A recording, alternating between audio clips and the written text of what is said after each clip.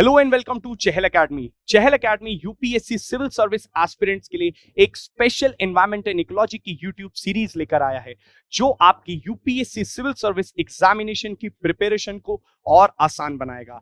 इस environment introduction video में we will discuss first what is environment, environment क्या होता है, what is the definition of environment and उसका मीनिंग क्या है। सेकेंड, हम लोग बात करेंगे सब्जेक्ट समरी की, कौन से इंपॉर्टेंट एंड मेजर टॉपिक्स को हम लोग आने वाली प्लेलिस्ट में कवर करने वाले हैं। So let us begin. What is environment? Environment एक फ्रेंच वर्ड एनवायरमेंट में से निकला है जिसका मतलब होता है surrounding, anything and everything that surround us. जो भी चीजें आपको सराउंड करती हैं चारों तरफ से, चाहे वो नॉन लिविंग है चाहे वो लिविंग है, वो आपके लिए आपका एनवायरमेंट है। For example, living, that is the biotic component, non-living, that is the abiotic component. Biotic components के लिए, for example, humans, animals, plants, and all the living beings. Abiotic components, जैसे rocks, mountains, rivers, and all the non-living things, आपके लिए आपका environment है। Now let us study subject matter. कौन से important topics को हम लोग playlist में cover करेंगे? First, एनवायरमेंट एंड इकोलॉजी को समझने के लिए कुछ बेसिक टर्म्स को जानना बहुत जरूरी है। जैसे हम लोगों ने बात करी एनवायरमेंट की, anything and everything that surround us is known as environment. Next हम लोग बात करेंगे इकोलॉजी की। Systematic study of environment is known as ecology. हम लोग बात करेंगे इकोसिस्टम की। इकोसिस्टम एक इंटरैक्शन है लिविंग बींग्स का अपने एनवायरमेंट के साथ। उसके बाद हम लोग बात करेंगे इकोलॉजिकल सक्सेशन की। इकोलॉजिकल सक्सेशन एक ऐसा प्रोसेस है जिसके तहत organisms over the time period evolve होते हैं। फॉर एग्जांपल, पाइनियर स्पीशीज से कैसे एक ऑर्गेनिज्म इवॉल्व होकर के मैच्योर स्पीशीज में डेवलप होता है। हम बात करेंगे सेकंड पॉइंट में energy flow through an ecosystem, कैसे एनर्जी फ्लो करती है अक्रॉस द इकोसिस्टम। हम बात करेंगे इसमें फूड चेन की। फूड चेन एक ऐसा प्रोसेस है जिसके तहत प्राइमरी प्रोड्यूसर्स सनलाइट से एनर्जी को ड्राइव करते हैं, फोटोसिंथेसिस के माध्यम से केमिकल एनर्जी में कन्वर्ट करते हैं और उस एनर्जी को एंड कंज्यूमर तक पहुंचाते हैं। उस पूरे ट्रॉफिक लेवल्स को हम लोग फूड चेन के नाम से जानते हैं। फिर हम लोग बात करेंगे फूड वेब की। फूड वेब कुछ नहीं, बस एक इंटरकनेक्शन और इंटरलिंकेजेस है डिफरेंट फूड चेन्स का। हम लोग बात करेंगे आने वाली वीडियो में इकोलॉजिकल पिरामिड्स की। इकोलॉजिकल पिरामिड एक ग्राफिकल रिप्रेजेंटेशन है एनवायरनमेंट का अपने लिविंग ऑर्गेनिजम्स के साथ। थर्ड, हम लोग बात करेंगे बायोजियोकेमिकल साइकिल। ये कुछ ऐसे इंपॉर्टेंट केमिकल सब्सटेंस हैं जो नेचर में मूव करते हैं बायोटिक एंड एबायोटिक कंपोनेंट्स के through. For example carbon, for example nitrogen, phosphorus, sulphur, ये एक जगह से स्टार्ट होते हैं और वापस अपनी जगह पर बैलेंस क्रिएट करते हैं एनवायरनमेंट के अंदर। उसी को हम बायोजियोकेमिकल के साइकिल के नाम से जानते हैं। नेक्स्ट हम लोग बात करेंगे टेरेस्ट्रियल एंड एक्वेटिक इकोसिस्टम की। इकोसिस्टम दो रूप से डिवाइडेड है। टेरेस्ट्रियल जो कि लैंड पर डेवलप होता है ecosystem on the land, and aquatic ecosystem जो इन द वाटर डेवलप होता है। हम लोग बात करेंगे सिक्स्थ पॉइंट में वेटलैंड इकोसिस्टम की। ये एक ऐसा इकोसिस्टम है जब हम टेरेस्ट्रियल इकोसिस्टम से एक्वेटिक इकोसिस्टम तक जाते हैं तो एक जोन ऑफ ट्रांजिशन होता है। उस जोन ऑफ ट्रांजिशन को मार्शी एरिया बोला जाता है, उसी को हम वेटलैंड इकोसिस्टम के नाम से जानते हैं। आने वाली वीडियोस में हम कवर करेंगे और डिटेल में स्टडी करेंगे रामसर कन्वेंशन को और इंडिया में कौन सी इंपॉर्टेंट वेटलैंड साइट्स हैं। हम बात करेंगे मैंग्रोव्स की।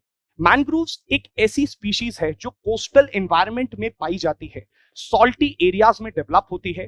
भारत के अंदर कौन से सेक्रेड ग्रोव्स हैं, कौन कौन से मैंग्रोव्स हैं, मैंग्रोव्स का फंक्शन क्या है, वीडियोस में डिस्कस करेंगे। सेवेंथ पॉइंट पे हम लोग बात करेंगे पोल्यूशन की। हम सभी जानते हैं एनवायरनमेंट सस्टेनेबल है। ह्यूमन एक्टिविटीज की वजह से एनवायरनमेंट अनसस्टेनेबल बन चुका है, जिसकी वजह से अनवांटेड सब्सटेंस क्रिएट हो रहे हैं जिसको हम पोल्यूशन बोलते हैं। फॉर एग्जाम्पल एयर पोल्यूशन, ये एक ऐसा पोल्यूशन है जो एयर के माध्यम से ऑर्गेनिज्म को इंपैक्ट करता है।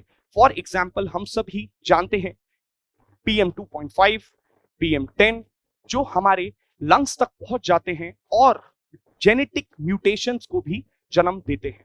हम लोग बात करेंगे सॉइल पोल्यूशन की, कैसे हेवी मेटल्स सॉइल के माध्यम से ऑर्गेनिज्म के अंदर पहुंच जाते हैं, कैसे बायो एक्यूमुलेट और बायो मैग्नीफाई हो जाते हैं।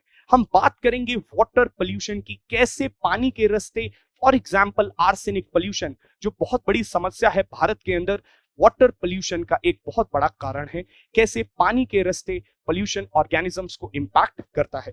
हम बात करेंगे रेडियो एक्टिव पोल्यूशन, ये एक बहुत ही खतरनाक पोल्यूशन है। हम सभी परिचित हैं भोपाल गैस ट्रेजेडी से, हम लोग जानते हैं इस तरीके के अगर कोई इवेंट्स हैं जो रेडियो वेव्स या रेडियो एक्टिविटी को जन्म देते हैं, वो ऑर्गेनिज्म को इंपैक्ट कर सकते हैं। हम बात करेंगे माइक्रो प्लास्टिक पोल्यूशन की, ऐसा पोल्यूशन जो प्लास्टिक के द्वारा फैलाया जा रहा है। प्लास्टिक एक बहुत ही यूजफुल और कॉमनली यूज मटेरियल है जो बहुत छोटे कणों में टूटकर इंसान के शरीर तक पहुंच चुका है आज, और इट्स कैंसर ओरिजिन का एक बहुत बड़ा कारण बन चुका है। हम 8th पॉइंट में बात करेंगे ग्रीन हाउस गैसेस की। ये कुछ ऐसी गैसेस हैं जो अर्थ के टेम्परेचर को ओवर दी टाइम पीरियड गर्म करती जा रही हैं। हम सभी जानते हैं कार्बन डाइऑक्साइड हो, चाहे हम सब जानते हैं मीथेन, ये ऐसी गैसेस हैं अर्थ के टेम्परेचर को बढ़ाती जा रही हैं, जिसकी वजह से सी लेवल राइज हो रहा है, जिसकी वजह से ग्लेशियर्स पिघलते जा रहे हैं।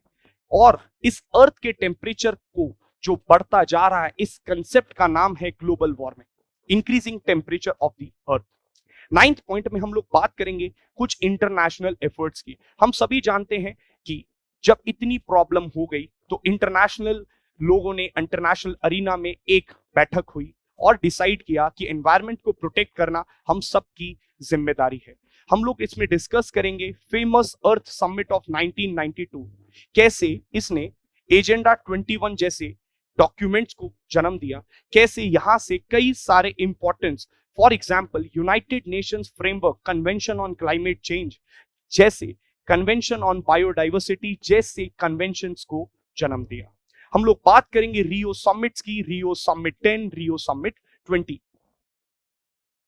10th पॉइंट में हम लोग बात करेंगे क्योटो प्रोटोकॉल की। ये एक बहुत ही इंपॉर्टेंट प्रोटोकॉल है जो साइन हुआ इंटरनेशनल एफर्ट्स के द्वारा, जिसमें डेवलप्ड एंड डेवलपिंग कंट्रीज को कुछ अलग अलग जिम्मेदारियां दी गई।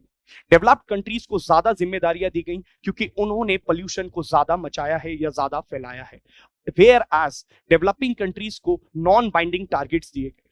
हम लोग बात करेंगे पेरिस एग्रीमेंट की। ये भी एक बहुत महत्वपूर्ण COP21 में 2015 के अंदर एक ऐसा एग्रीमेंट आया जो कि क्योटो प्रोटोकॉल खत्म होने के बाद इंप्लीमेंट किया जाएगा। कैसे ये पेरिस एग्रीमेंट आज तक इंप्लीमेंट नहीं हो पा रहा है, क्या प्रॉब्लम्स हैं, आने वाली वीडियोस में इसको भी डिस्कस करेंगे। हम लोग 11th पॉइंट में बात करेंगे एनवायरमेंट प्रोटेक्शन फंड्स की। हम सभी जानते हैं डेवलपिंग कंट्रीज को अडेप्टेशन की जरूरत है, ग्रीन क्लाइमेट फंड की आवश्यकता है। हम सभी जानते हैं डेवलपिंग कंट्रीज के पास पैसा नहीं है, डेवलप्ड कंट्रीज को ये रिस्पॉन्सिबिलिटी दी गई कि आप अडेप्टेशन के लिए, आप ग्रीन टेक्नोलॉजी को अडेप्ट कराने के लिए डेवलपिंग कंट्रीज को फंड्स दें। इसी में हम लोग बात करेंगे द फेमस अडेप्टेशन फंड। हम लोग बात करेंगे कुछ क्लाइमेट फाइनेंसिंग नेगोशिएशंस जो UNFCCC के अंडर हुआ, जैसे UN reducing emissions from deforestation and forest degradation, जिसको हम रेड और रेड प्लस के नाम से जानते हैं। हम लोग बात करेंगे नेशनल इनिशिएटिव्स की भी। भारत के अंदर कुछ ऐसे इनिशिएटिव्स स्टार्ट हुए जो कि एनवायरनमेंट को प्रोटेक्ट करने के लिए लाए गए, फ्लोरा एंड फौना को बचाने के लिए कुछ इनिशिएटिव्स भारत ने भी लिए। हम सभी जानते हैं प्रोजेक्ट टाइगर, 1973 में इसकी शुरुआत हुई। Project elephant, project snow leopard, ये कीस्टोन स्पीशीज हैं, इनको बचाना बहुत ज्यादा इंपॉर्टेंट है अगर आप एनवायरनमेंट को प्रोटेक्ट करना चाहते हैं। 13th पॉइंट पे हम लोग बात करेंगे नेशनल लेजिस्लेशन की। भारत के अंदर कुछ ऐसे एक्ट्स आए जिन्होंने पूरा का पूरा स्ट्रक्चर भारत के अंदर बदल दिया। ये ऐसे इंपॉर्टेंट एक्ट्स हैं जिन्होंने एक बहुत ही महत्वपूर्ण भूमिका, एक फाउंडेशन निभाई, किसके अंदर, एनवायरनमेंट प्रोटेक्शन के अंदर। फॉर एग्जाम्पल हम सभी जानते हैं इंडियन फॉरेस्ट एक्ट ऑफ 1927, जिसके अंदर हम लोग रिजर्व फॉरेस्ट, प्रोटेक्टेड फॉरेस्ट और विलेज फॉरेस्ट की बात करेंगे। हम लोग बात करेंगे WPA wild life protection act of 1972। हम सभी जानते हैं national parks, wild life sanctuaries और टाइगर रिजर्व जैसे इंपॉर्टेंट कंसेप्ट्स इसी एक्ट से एम्पावर्ड हुए। हम बात करेंगे एनवायरमेंट प्रोटेक्शन एक्ट ऑफ 1986। ये एक अम्ब्रेला लेजिस्लेशन है जिसने कई सारे इंस्टीट्यूशंस और कई सारी ऑर्गेनाइजेशंस को पावर दी है। हम बात करेंगे बायोलॉजिकल डाइवर्सिटी एक्ट ऑफ 2002। इसने इस एक्ट की वजह से equal and fair distribution of the biological resources को एनहांस किया। हम बात करेंगे फॉरेस्ट राइट्स एक्ट ऑफ 2006। ये एक ऐसा एक्ट है जिसने पहली बार फॉरेस्ट ड्वेलर्स, वो लोग जो फॉरेस्ट से अपने लाइवलीहुड को जनरेट करते हैं या जिस पर डिपेंडेंट होते हैं, उसको एम्पावर किया, उनके लीगल राइट्स को बताया। इस एक्ट ने माइनर फॉरेस्ट प्रोड्यूस को एक लीगल राइट बनाया। हम बात करेंगे कोस्टल रेगुलेशन जोन्स की। कोस्टल एरियाज बहुत ज्यादा टेंशन एरियाज होते हैं, इरोजन और डिपोजिशनल होता रहता है। इस कोस्टल एरियाज को प्रोटेक्ट करने के लिए सरकार लेके आया कोस्टल रेगुलेशन रूल्स, और कोस्टल एनवायरनमेंट को प्रोटेक्ट करने के लिए बहुत सारे इंपॉर्टेंट हम लोगों ने कन्वेंशंस और ऑर्गेनाइजेशंस को बनाया।